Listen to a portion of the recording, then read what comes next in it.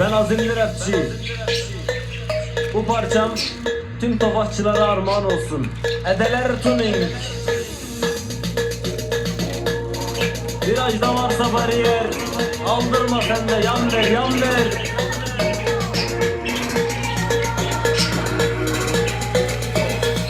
Önüme gidelim dedim de mazot mu yok dedik birader.